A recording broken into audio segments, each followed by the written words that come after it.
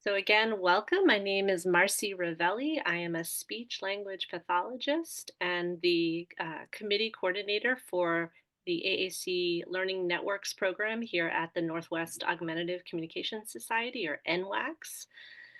I am joined by also fellow NWACS board members, Joe Risto, who is a speech language pathologist, and Cass Griffin Bennett, who is also on our board, and she is a autistic self-advocate and mother to two children who have autism. Uh, Artie, you'll see Artie here too. Artie can wave. Artie will be joining us along with Sam as part of our AAC interview. So this is part two. For those of you who missed part one, I would like to tell you that you can go to our website and review the video. You can also review the slide deck, and that will bring you up to speed on part one. One other thing of housekeeping is that we will be offering continuing education certificates. I will share a link for a survey, an exit survey, and if you fill out that survey at the end, then we will mail you a CE certificate. I think, oh, one other housekeeping thing, some of you may wish to turn on your captions. In order to turn on your captions, you can do that in Zoom. There is sometimes there's a little dot, dot, dot that says more. And then if you click on that, you'll see captions, and then you'll get an icon that will allow you to show captions if that is your preference. So now we're going to get started. I think that's all of our housekeeping. And maybe we'll get started. There we go. Oh, we did part one. We talked about this is part two, and we will have a part three on December 12th. Please join us for that. I'm going to turn it over now to Cass, who will continue reading. Go ahead, Cass. Hi, welcome everybody. Here's our little statement of views. NWACS embraces the statement that all individuals have a right to communicate. NWACS embraces the statement that all individuals have a right to access literacy. The views expressed in the series do not necessarily reflect the views and policies of NWACS. No endorsement by NWACS is implied regarding any device, manufacturer, resource, strategy mentioned. And which brings me to wanting to clarify our terminology, right? When we say spelling for communication or spelling as communication, we are referring to the use of generative literacy skills as a primary form of augmentative alternative communication, AAC. This encompasses a complex interaction of many dynamic skill sets, including literacy skill sets, motor skill sets, expressive and receptive language skills, strategic skills. And we've got lots of examples there.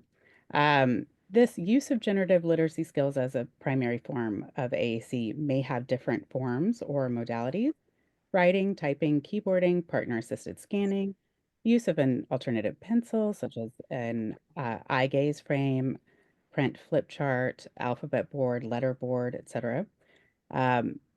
May or may not pair with the use of other communicative modalities, such as symbol-based communication or verbal speech.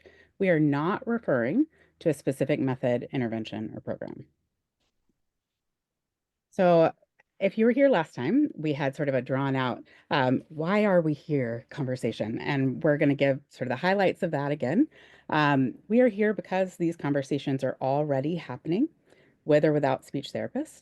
Not talking about it doesn't mean it doesn't exist. Talking about this can be hard, but that doesn't mean doing so isn't valuable or necessary.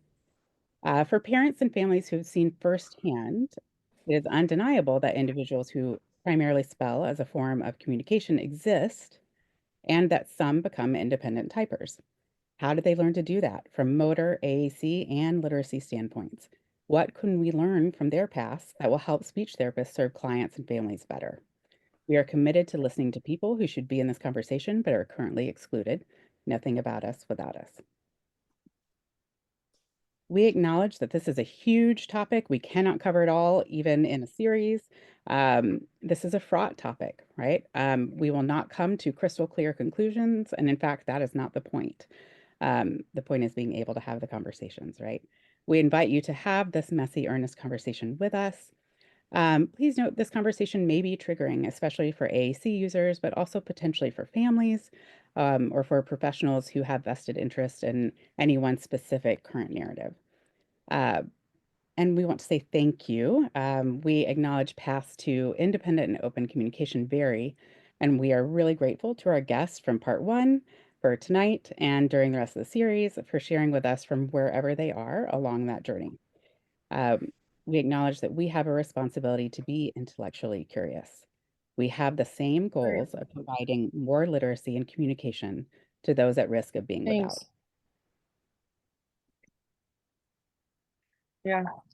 So I realized that I didn't even read the title in my effort to be so efficient. Thank you, Cass. Thoughtful inquiry, spelling as communication, spelling for communication is what we're talking about tonight.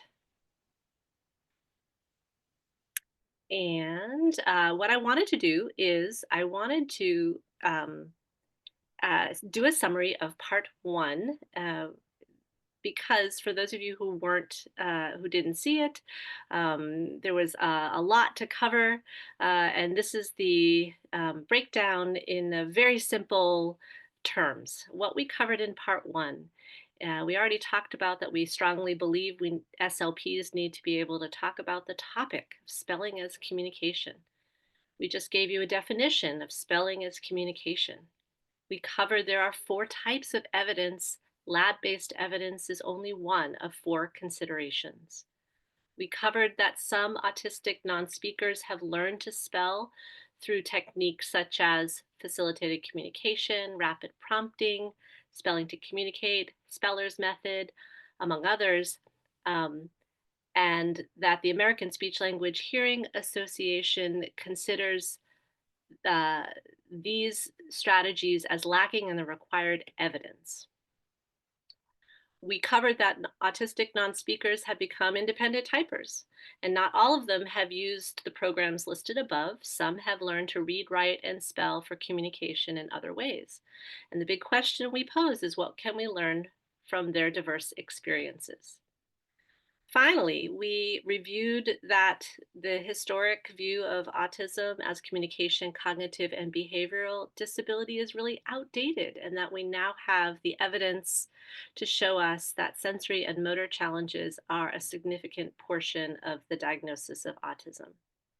I think for SLPs in the profession of AAC, we really haven't done enough to consider access, which includes sensory and motor involvement in our assessment and treatment programs for autism. And therefore, we are, again, committed to this open and respectful dialogue.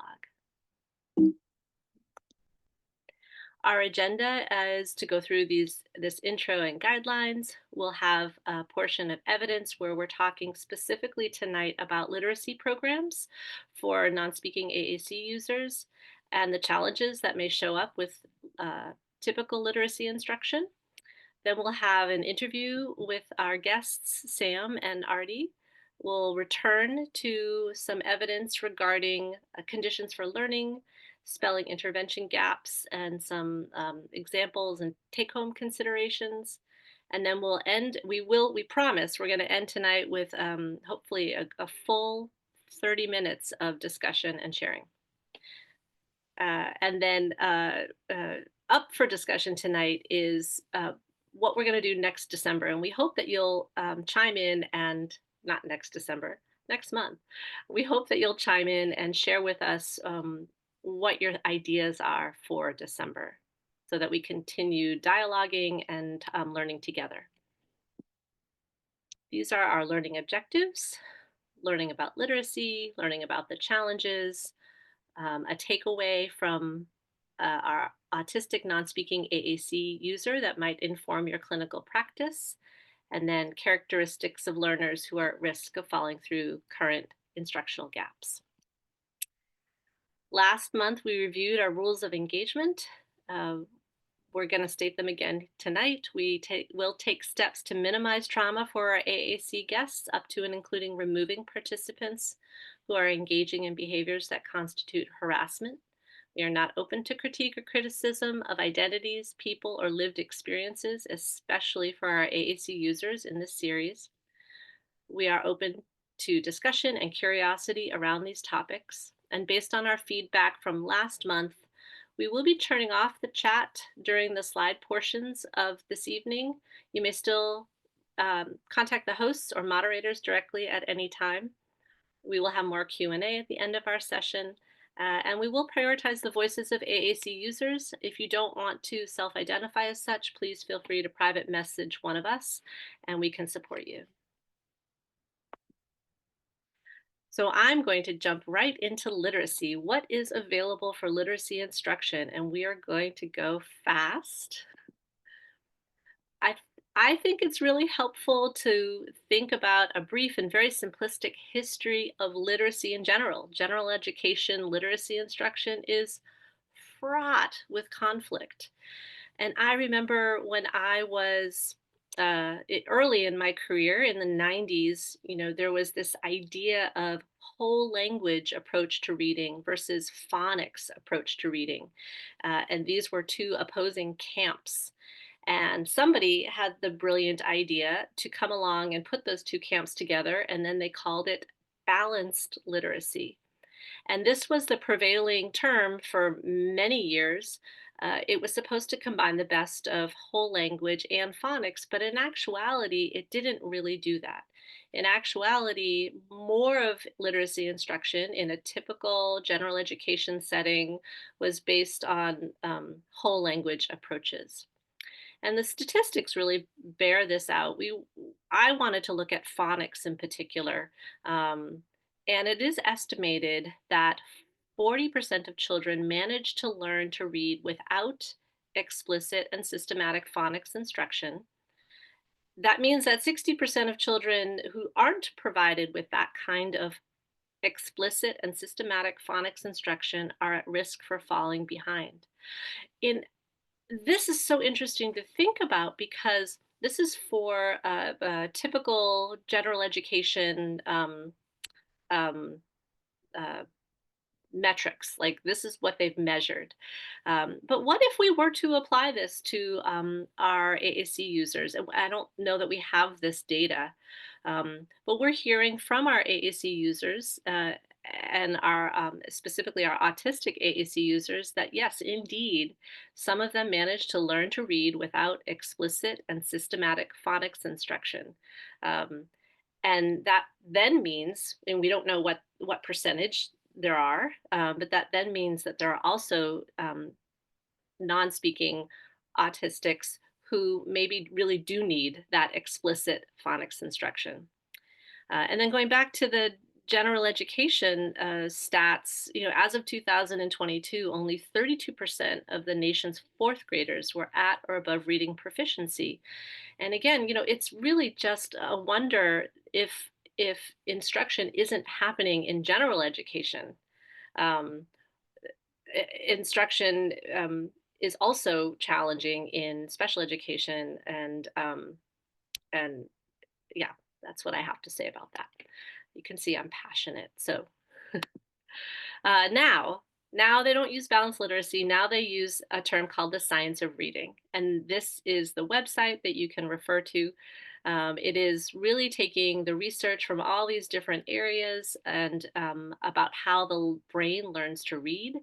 And they've come up with what is needed for effectively teaching reading. And they have these 5 elements: phonemic awareness, phonics, fluency, vocabulary, and comprehension.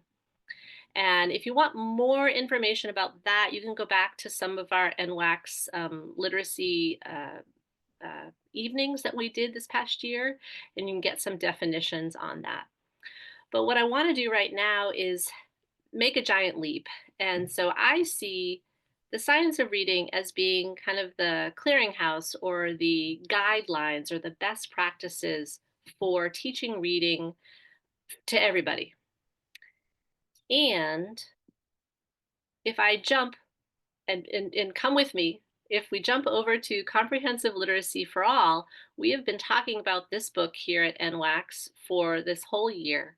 This is a book that is written by Karen Erickson and David Copenhager, if you're not familiar with it. And it is a book that talks about the background, the evidence, and the structure to teach a robust literacy program to students who use AAC. And so I see science of reading as being the warehouse, the best practices for teaching literacy generally to everybody. And I see comprehensive literacy for all being the best practices resource for how we teach literacy to our kids who need AAC. So we're going to talk about 4 different evidence-based literacy programs, very, very generally. And then what I have done is I've included the slides on each of these 4 that you can go back to and look at. And the reason we did this was we were thinking that um, if you are a speech pathologist and you have a kid and you're wondering how to teach them to read and you want to recommend something to their teacher, then you can go back and look at the slides and compare and contrast. If you are a parent and you want to recommend something to your teacher, hey, I learned about these literacy programs, then you can go back to the slide deck and spend a little more time thinking about your individual child or your individual student and what program might be really supportive. But in general, there are 3 ways that there are 3 categories of literacy curriculum. The first category is using a literacy program that is designed for non-speaking students in mind. These include Readtopia, accessible literacy learning, and the nonverbal reading approach. We'll talk about the first 2.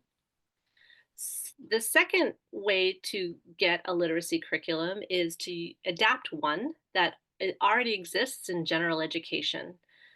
These are Reading Mastery and UFly, and we'll talk about UFly.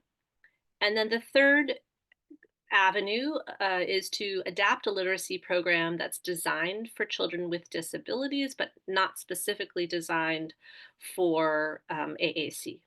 And these are the early literacy skill builder and phonics for pupils with special needs. So these are the 4 that I pulled from that. The Readtopia and Readtopia Go is actually a curriculum that came out of the Comprehensive Literacy for All program. I think the biggest thing, well, one of the biggest challenges to access of these curriculums is that most of them cost money. So I thought it was important to tell you they cost money. We're not selling this. We're not advertising this. So Readtopia and Readtopia Go come out of Comprehensive Literacy for All. The All curriculum is also for kids who have AAC needs, and that is a computer-assisted instruction. So that one also costs money, and it is currently available through, I think, Toby Dynavox. Joe, you told me Toby Dynavox? She's not sure. The UFly Foundations program is a general education curriculum, and that is free, and that can be accessed and downloaded and adapted for your specific student or child. And then finally, there's the Phonics for Pupils with Special Needs. That's also a program that costs money, designed for kids who have special needs, not specifically autism, not specifically AAC. So here is the Readtopia Go. Here is the Readtopia. These are the for our AAC kids based on Comprehensive Literacy for All. You can see that there's the literacy instruction that they talk about. This is the All program. This is Janice Light and David McNaughton's program. I think the biggest difference is that it is a computer-assisted instruction. This is the U-Fly program, and again, it follows an 8-step routine, and it has these different literacy portions. And finally, there's the Pathway to Phonics, the Phonics for Zen program, and the website where you can access this is also listed below. Um, so I know that was a giant overview and we didn't cover anything, but hopefully you will go back and you will look at the different programs and do more research for your specific child or student. So none of these programs specifically address non-speaking and autism and sensory motor challenges. And none of these programs teach the access method as a part of the scope and sequence of the curriculum. So we have the science, we have these curriculums to teach literacy, and sometimes they work under certain conditions. When they don't work, why don't they work? Well, here's a list that we came up with for literacy challenges. The first thing is that the nature of instruction could be non existent. Kids just aren't being instructed in literacy, or it can be more mastery based learning.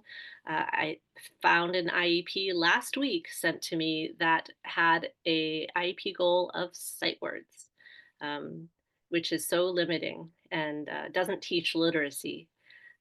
Also, instruction does not recognize all the foundational components of literacy, such as you saw briefly in the previous slides. A lot of students are less likely to have access to the curriculum that fits their needs specifically. Um, the students have difficulties, or I'm sorry, SLPs have difficulties assessing where students are in their literacy journey, and therefore we have difficulty determining goals to set up for them. There could be a classroom culture that says that we are functional, we are life skills, we don't teach literacy. This could be the result of professional training and knowledge, or lack of professional training and knowledge. It could be a result of lack of time. I should say lack of resources. You may have the best intentions as a teacher to try to teach literacy, but your school won't give you the money. These curriculums are really expensive. Um, Also, another challenge for literacy is learning AAC alongside learning literacy. Um, and then to add to that, there are students who have individual differences in their sensory and motor and learning profiles that could make it challenging to access literacy. And finally, as we've been saying all along, these literacy curriculums aren't addressing the motor and the access piece. Yes. So with that, I am going to look at my watch. Yep. And we are going to turn now to the interview portion of our evening. Um, I'm delighted to introduce Sam Bhatia. He's a 20-year-old autistic college student who's pursuing a degree in history. He loves to swim, play basketball, do complex jigsaw puzzles and Legos. He immigrated from India when he was about 2 years old, started communicating through a letterboard and then an iPad at age 17. He is also a member of 2 honor societies through his college program. Arti Bhatia, sorry, Arti, is Sam's mom and caregiver. Her purpose in life is to help Sam find his perfect purpose, which I love. She has also worked in various technology companies like Microsoft, Dell, and Amazon, and is enjoying a sabbatical for the next few months. She finds herself balancing the needs to support fellow parents with her desire to be an ally and affirming of neurodiversity. So hopefully you can see Sam and Artie on the screen. I see you guys. Welcome, welcome. How we're going to do this is we have Sam's answers. Sam has prepared their answers in advance, and we have opted to put his answers on the screen, just in case you can't hear his voice output. But hopefully we tested it and you will be able to do that. So I'm going to turn the slide. Are you guys ready? Sam and Artie, Yes, we are ready. welcome. I'm so happy to have you guys join us. The first question is, please tell us a little bit about who you are. 1. My name is Sam. I live in North Seattle. I am 20 years old. I am doing my Associate of Arts degree, which takes up most of my time as I type one letter at a time using my right index finger. I live with my mom and stepfather. I love doing complex jigsaw puzzles. I like to bike and swim long distances. That's fantastic. Thank you, Sam. My second question is, how did you communicate when you were younger? Tell us a little bit more about your history. 2. I could never communicate meaningfully using speech in my younger years. I had a lot of repetitive statements. Though I could use some words, I did not make much sense to others. I even tried AAC like NWACS, but it required extensive planning and training that I was not prepared for. I got lost in the icons. Growing up, there was a lot of pressure to speak because I had the ability to produce sounds, but I did not have the ability to produce effective and functional communication. This caused a lot of hours spent on speech that just led nowhere. I met Soma in April 2022, and that just changed everything for me. Once I saw the letterboard in my field of vision, the words and sentences stuck in my head moved to my fingers. Everything finally started making sense. Then the real struggle started. Where was I fitting in anymore? Life skills or academics? I was still a low-functioning autistic who could not demonstrate his skills independently. I have been striving to change that by learning to type. Thank you, Sam. I love that answer. And there is so much to unpack there. I'm so appreciative that you're sharing some of your struggle and frustration, but that you finally found the letterboard. And I appreciate that you said kind of in your field of vision, that just something clicked for you. I think that's just a great answer. I'm going to move on to number 3. What helps you in learning to communicate by spelling? 3. I like apps and I am good with many, like YouTube, Wordscapes. When it comes to functional communication, I can get distracted due to my sensory processing capabilities like my seat, noisy people, my own internal voice and thoughts, and things like letterboards, big keyboards. A regulation partner who reminds me to focus and problem solves with me really help me. I am on track to be an independent communicator and am exploring various options, including using apps like Vanny, GotTalk for short conversations, and ProLocal for text, which I am currently typing in, for long conversations and college assignments. I am a sensory seeker. My aunt often reminds me that my body needs intense movement and release of energy that looks like frequent movement breaks. I listen to my classes as I am an auditory learner and a visual expressor. So understanding what my body needs at that moment, on that day, and working with my communication and regulation partner helps me get through my days successfully.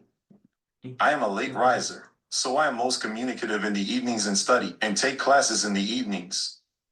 I need about 3 hours to regulate and get my body to function and listen to my mind.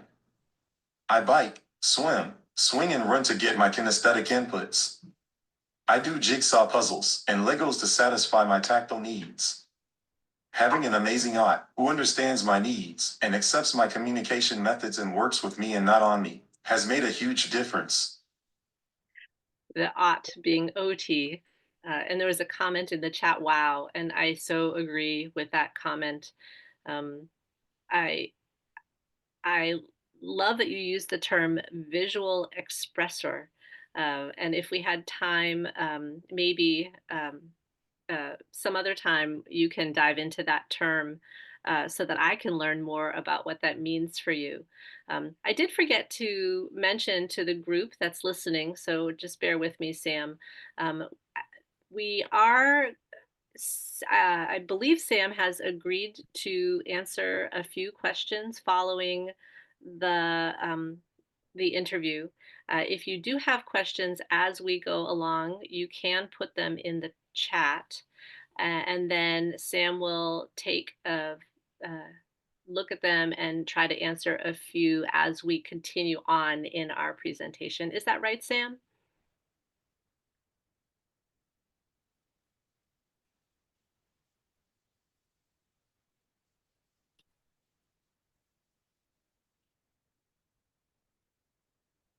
Y, E, S, yes. Thank you. H, A, P, P, Y, yes, happy. T, O, 2, yes, happy too. Thank you, Sam. Okay, moving on. Oh, Artie, this is a question for you. So Sam has shared for us what helps him learn to communicate by spelling. Would you add anything to what he's already said? Yes, so one of the biggest learnings for me, and I think Sarah just posted on the comment, is understanding his learning channels, auditory, visual, because there is a myth that a lot of autistic people are visual learners, but that's not true for people like Sam. So we always put visuals in front of him for the last, 15 years or 17 years. And then Soma came in and said, stop it. He's actually an auditory learner, but he can express through the letterboard or keyboard, but he's actually listening to everything, right? I mean, we can always supplement with visual, but the primary learning channel for Sam is always auditory, which is why he's always listening. Even if you see he may be doing something else, but he's always listening. That was a big aha moment for me. And then right now, and you won't be able to see his table, but he's also a very tactile person. So he has puzzles and a lot of tactile things on his table right now. And like he said, he needs at least 3 hours of kinesthetic movements during the day. So we have a caregiver who comes in the morning and takes him out to the park, and they run and bike and do all sorts of things. So really understanding his body's needs, not only for me, but also for him and his OT. His OT is a big part of her life. She's not here today, but yeah, big props to her, because she and Joe also will agree with this, that the speech and motor is so connected. The more sensory inputs he gets, better he's able to communicate throughout the day and attend to his classes and stay focused. But really understanding his body and his channels has helped all of us help and support him. Wow. Thank you, Artie. Okay. Going back to Sam. Sam, when communication is difficult, what gets in the way? Sorry, one sec. We have to move to protocol. So he uses Vani for short conversations and Proloco for longer ones. Okay. 4. I find it hard to communicate when I am distressed and anxious. I need multiple modes like iPad, keyboard, letterboard, choice board, and sometimes even speech. Giving me access to multiple modes helps me based on my sensory needs and how regulated I feel at that moment. Yeah, that makes sense based on the previous answer, as well as Artie, what you shared as well. So, Sam, is there anything else you want to share with the parents, teachers, and therapists who are watching? 5.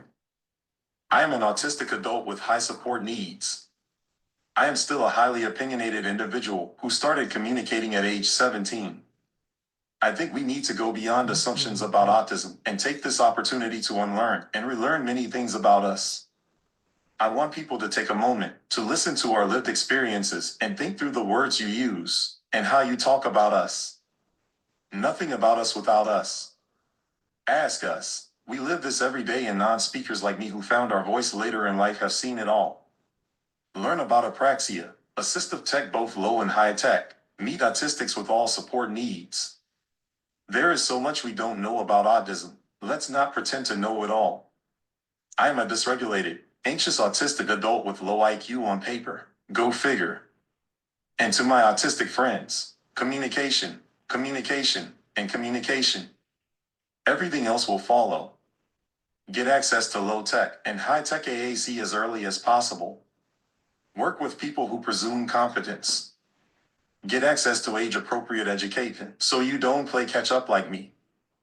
Don't let them tell you that you can get educated only if you sit quietly or behave a certain way. No textbook on earth says so. Once you start communicating functionally, take charge of your present and future. You are capable. Don't let them say otherwise. Only be around people who can support you. And remember, parents, experts, and educators can be wrong. This is why you need communication and education. These are human rights. Let's go grab them. Assume people mean to help you when they don't know how. Go for that letterboard, iPad, ASL, whatever you prefer. Speak your mind. Don't be embarrassed about getting support. More support doesn't mean less worthy. Let's change the narrative. Let's change the narrative. Thank you, Sam. Our last question is an add-on question based on last month. And I so appreciate all the time that you took to really think through and answer these questions, Sam. The last one is, how did you learn to read and spell? Did it come naturally, or did someone teach you? When you reflect on RPM, can you reflect on RPM and the ways it supported or didn't support you?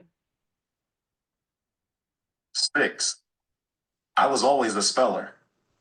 My mom told me that I could read letters and spell when I was just 18 months. It was my strength. Then I used Hooked on Phonics and Starfall to learn to spell and read. I still enjoy watching Starfall videos. Though I was great at it, I could never communicate meaningfully through speech even after 15 years of speech therapy. The apps with stick figures and pictures distracted me. I got lost in the clicks, and they didn't help me get to functional communication. I hit a wall. Everyone thought I was smart, but it didn't reflect on paper. I was almost enrolled in a life skills program when someone told my mom about RPM and Soma. Then everything changed gradually, and with my literacy and strong spelling skills, and a team of Aut and SLP and an online public school helped me graduate high school. I made it a point to start college education and slowly improve my ability to type purposefully using apps like Benny and ProLocal for text. We use RPM in many things outside of my classes. My mom, SLP, and I work closely together, so I have access to multiple modes of communication, community activities, and social interactions. I am very grateful that I found this method that helped me start to learn to deal with my motor issues and improve my pointing and typing skills. This was the missing piece all along. I encourage everyone to think of these types of alternatives as a stepping stone to reach their goals. Like training wheels on a bicycle. Those are wonderful words to end our interview. I did see a few questions in the chat. And thank you for being up for reading through them and maybe offering some more answers. I am going to stop sharing for a minute. We are a little bit behind schedule. Sorry, Joe. It's going to be Joe's turn now. So she is going to share her screen, and we're going to start the next portion of our series.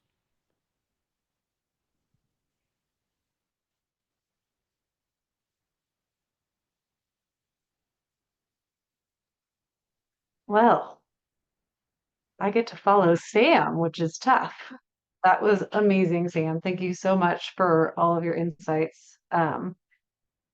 Yeah, I agree with all the people in the chat who were cheering you on and really had a lot to learn a lot just from even just a short interview with you. Okay, so my job is to talk about conditions for learning. We heard a little bit from Sam about his success in learning literacy and how it took different steps, right? And different programs to get him where he is today. One thing that we know is that it's very different for every person, especially autistic AAC users. So we wanted to zoom out and look more broadly at what ingredients for success are. And part of it is the instruction, right? So the how of teaching the content, that the what that Marcy reviewed earlier. So those curriculum that are evidence-based, bring in multiple facets of literacy learning. And but the how also is very important. We can't just put a what in front of people and expect them to learn it themselves. So these are some of the necessary components that we know provide support to learners that are on the shoulders of the teacher, the instructor, right? Because instruction is something someone tells you to do, something someone teaches you. But as Ignacio Estrada said, if a child can't learn the way we teach, maybe we should teach the way we learn. So, what beyond the conditions and the definition of instruction leads to literacy and instructional success? This, we go back to the book that Marcy referred to earlier. I always get this one wrong. Comprehensive Literacy for All. I did it. Chapter 2, and they give us 10 pieces of 10 conditions that lead to success in literacy learning. As you look at it, it is still really heavily dependent on the teacher and on instruction. The bolded pieces specifically call out what instructors still need to do to create this environment for successful learning and literacy. So we have to change in order to support the student in learning and changing. As someone put in the chat, know better, do better. We can't do the same thing over and over and expect different results. Just as we saw in Marcy's slides, we're really feeling typically developing people in literacy learning, and it can be even more challenging for someone who is using AAC and has motor difficulties to access curriculum. And so it's on us to make it accessible. We need to provide support along the journey with a high level of involvement from a team of people, knowledgeable others, plural. We need to integrate personal choice and interest and age appropriate personal choice and interest as well. And we need to make significant time allocations each day. Just as a comparison, about 2 hours a day of reading and language arts is typical for third graders in a general education classroom. And we also need to have our own high expectations of our students. And by that, I don't mean test them and keep trying to push them and do the same thing to get different results. By that, I mean we talk about the least dangerous assumption. If a student is not making progress, we should assume it is due to a problem with the instruction, or the materials, or the way we're presenting that instruction and materials, rather than a student deficit. We need to presume potential. And these are two that we added to the 10, not presuming that we know more than the authors of this book, but we wanted to call out especially explicit instruction and modeling and scaffolding as pieces of how we adapt things for different learners. As Carol Zangari said, I love this quote over here: perception drives expectations. Expectations drive opportunity. Opportunity drives achievement, and achievement drives perception. And I think Sam really hammered this home by saying everybody knew he was smart, but it didn't resolve on paper. Does that mean, what does that mean for us? That's a perception. Can we overlook that perception and continue to support him as people did in Sam's case? But so many of our AAC users do fall through the cracks of this cycle of perception and expectation and get left behind. So who is most at risk for falling through these cracks and in these gaps? This is kind of our thought process around how the state of instruction as it stands today for what people broadly call spelling. It's an overgeneralization, of course, but it does represent two poles of focus that we typically see when people are teaching spelling, generally to individuals with complex bodies, in particular autistic AAC users. On the one end, we have the evidence-based literacy programs that Marcy mentioned. They are comprehensive and they focus on skill building to gain literacy, mainly defined as reading and writing, right? So more of an academic skill. During these interventions, motor access is assumed, especially for autistic folks who may be able to demonstrate, a point to an item, but that point may not be intentional. It may not be connected to what their brain is telling them to do. And so we assume that's their motor access and we move forward with that. Or sometimes the motor access is being taught alongside in an AAC program, but we need to be explicit in connecting that to literacy as well. And they have a lot of, irons in the fire. If they're learning their AAC program, they're learning their motor access, and we're expecting them to learn literacy all kind of alongside each other. That's a lot to juggle. On the other side are the spelling as communication method programs such as RPM, rapid prompting method, S2C, spelling to communicate, facilitated communication, among others. And these, again, overgeneralization, but these primarily focus on motor access and coaching to use letters and spelling as functional communication. As Sam said, even with literacy, he wasn't able to use it to communicate until he met Soma and was doing RPM and got this motor access teaching, right? It's explicitly taught. It's not uncommon to hear, right? But foundational literacy skills are assumed or revealed during this process oftentimes. It's not uncommon to hear providers say, oh, I know you can already spell this. I'm helping your body get there. Or I'm teaching your fingers how to find the letters so you can tell us what you mean. There is some underlying literacy support as well. Again, these are overgeneralizations, but typically it's very much more weighted on motor coaching and instruction to reveal these literacy skills. And there are still some for whom these two poles do not support fully. These folks in the middle that may slip through the cracks because they have there's a lack of instructional support and accommodations to address their additional needs. Those who may have intellectual disability, learning disability, those with expressive and receptive language challenges, those with dyslexia, or those with hyperlexia in kind of the most purest diagnostic term where they're able to sound out words, but the comprehension of those words may still need some additional support. And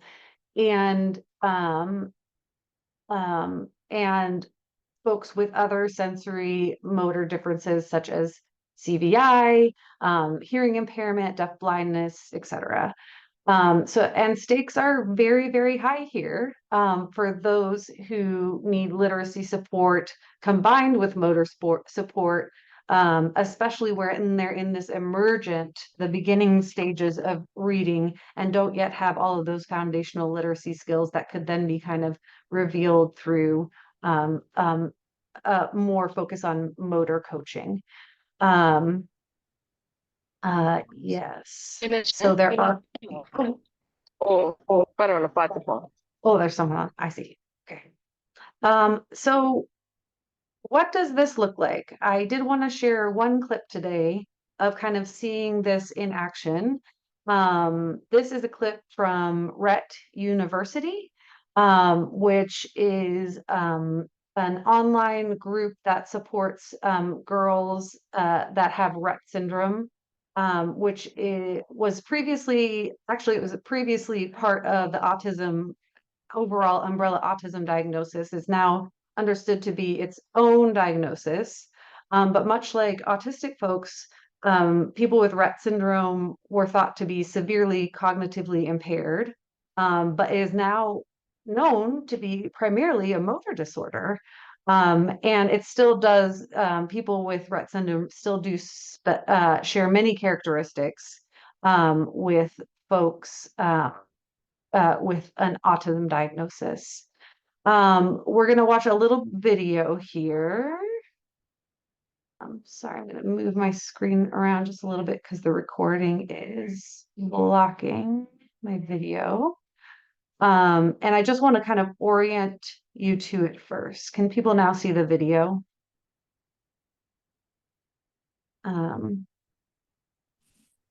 Yes. Yes, okay, thank you. So I want to orient you to it first. So we have our teacher here, Susan Norwell, who's a preeminent special educator for girls with Rett syndrome, primarily affects girls. This is our learner, and you'll see Susan doing some partner assisted scans. So she will read through the options for this young woman, either the predictive text or groups of letters. And then this young woman, her motor access is using her eyes to look at a board that says yes or no, so she can indicate her selection. This is pretty very well-known way to support folks with complex motor challenges to indicate choice. So I'll let the video play and kind of show what this looks like. Be, do, go, get, admit.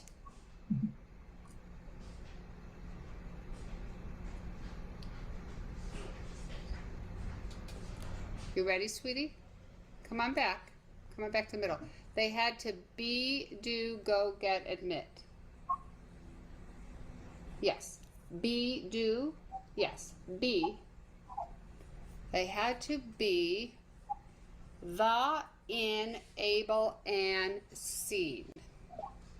Okay, now I want you to think of a word they had to be or they had to feel. I want you to think of a word not like sad, upset. Let's think about what that does to a person when everything you know just got put into a piece of paper, into a coffin and buried in the ground, told it was dead. Or somebody refuses to call you by the name you have known your entire life, and they change it to make it easier for the teachers. They had to be, the, in, able, and seen. No. Whoops, let me get my little cursor up here. Are you seeing me in real time? Yes. Oh, good. My last client's internet was so slow, everything I did took 5 Here, minutes. I want It to was chime in horrible. It was and horrible. say they're talking about We just had to stop doing, I had to just read racism to and her, and it Japanese still was internment, a miserable day how for the it poor affects girl. their Okay, it had to be A, B, C, or D. No. E, F, G, or H. Yes. E. No. F. No. G. No. H. No. So I got no for all of those. Whoops, did you want yes for the H? Yes. Okay. H. Here, honest, happy, his, him. No. After the H, it's going to have to be a vowel. So, is it A? No. Is it E? No. Is it I? No. Is it O? Yes. Honest, home, how, house, however. No. Okay. Do we need A, B, C, or D? No. E, F, G, or H? No. I, J, K, L, M, N? No. O, P, Q, R, S, T? Yes. O, P, Q? No. R, horse, horses, horrible, Horizon, horrible, horror.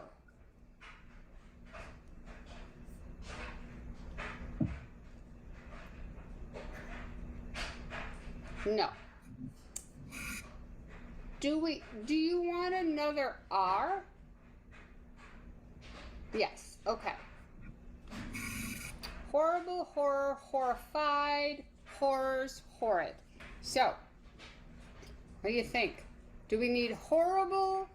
And then if it's horrible, it could be horribly, or horror, horrified, horrifying, horrors.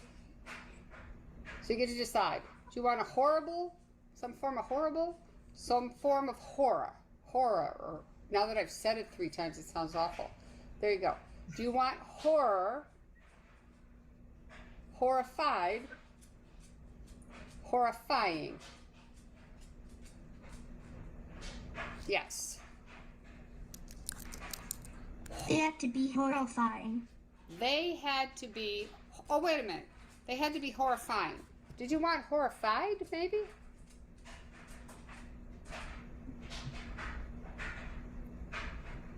Yes. They had to be horrified.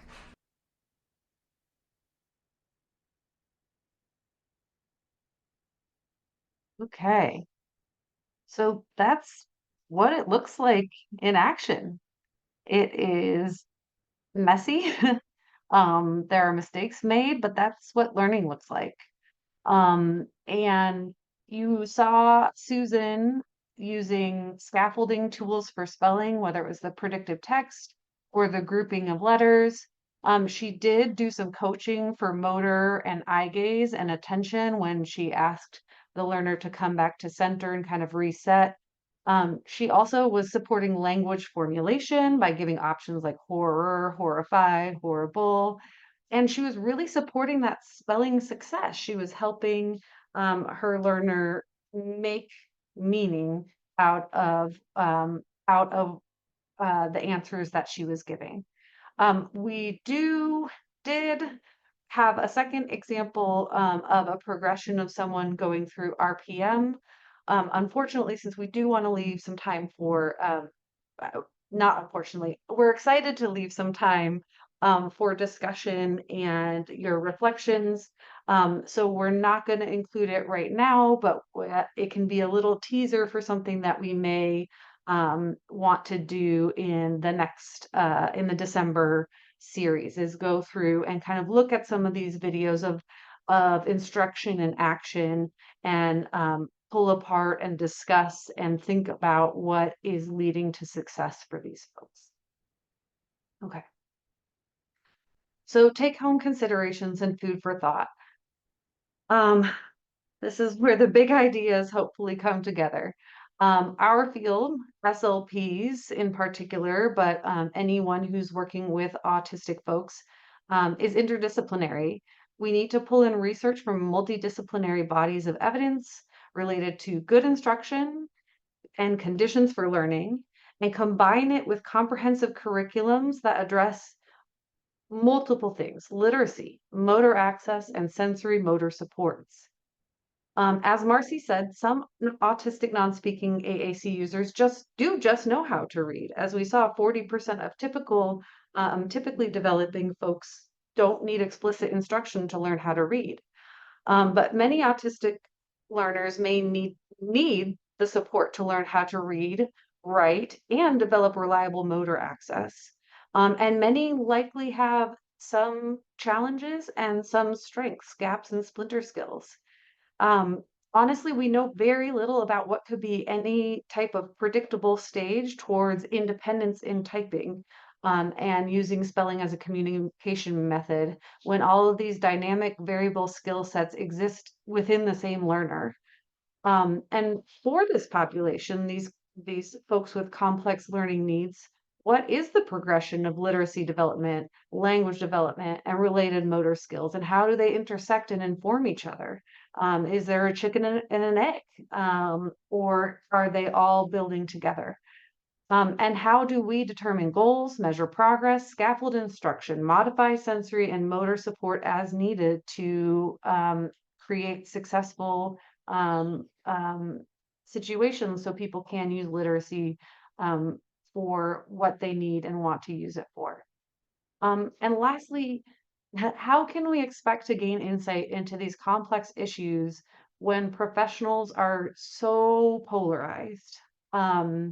When gatekeeping and siloed expertise and information is the norm. And when the population that we say we want to support widely and consistently reports professional hostility and distrust, um, and that they're being shut out of the very conversations that should be centering them.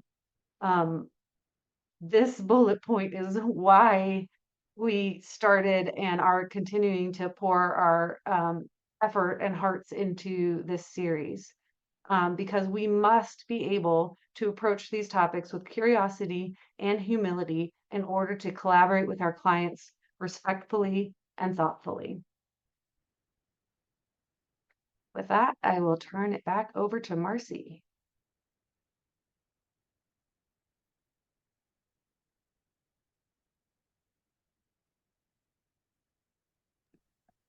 You're muted. Yeah, thank you, Joe.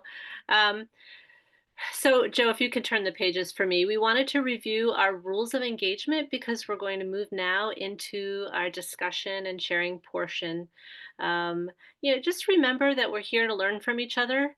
If you ask a question specifically, we may not be able to answer it because we're learning from each other. But if you have questions, you can pose them as wonderings. I'm wondering what this might look like. We are prioritizing this time specifically for the voices of AAC users. And again, if you don't want to self-identify, you can private message us and in any way that we can support you. Oops. Oh, go ahead and turn the slide, Joe. So these are some of the prompts that we came up with for discussion and sharing. For SLPs, teachers, OTs, what have you seen in your own clinical work around motor and literacy supports? Is there something that Sam said that will stick with you? Those are our top two. And a reflection on a parent quote: if we can get the people who know the literacy part to address the motor part and vice versa, so much would open up for a significant group of frequently missed learners. And so I'm wondering what that brings up for you. What would that look like for you as a parent or as a practicing professional? What opportunities might you be looking for? What are the challenges you might face? And we're going to start with those question prompts, but also keep in the back of your mind, what would you like December to look like? What are you wondering about? What do you want to know more about? If you could ask a panel of non-speakers anything about their literacy and communication journeys, what would you ask? We also have lots of videos that we could share in December as well. And we also hope to have a panel of non-speakers. So just keep those things in mind and let us know what might help your own learning journey. Go ahead and flip the slide. Yeah, two slides as we wrap up the slide portion, and then we'll stop sharing the slides. Please consider volunteering with NWACS. We could use all AAC users, parents, guardians, professionals, anyone who's interested in AAC. We have lots of projects and so forth. Next slide, Joe. And these are our ways to stay connected to NWACS. And then you can